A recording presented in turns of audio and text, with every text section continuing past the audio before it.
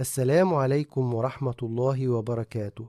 أيها الإخوة والأخوات، مرحبا بكم في قصة جديدة من قصص الأنبياء التي تحمل لنا أعظم الدروس والعبر. إنها قصة نبي كريم هو سيدنا زكريا عليه السلام.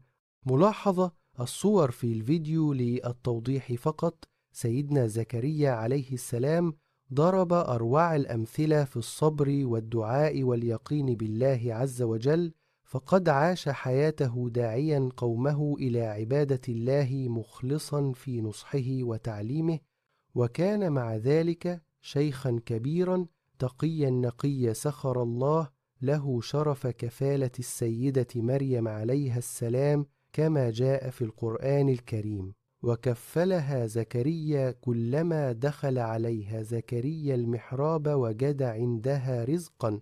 قال: يا مريم أنى لك هذا؟ قالت: هو من عند الله، إن الله يرزق من يشاء بغير حساب.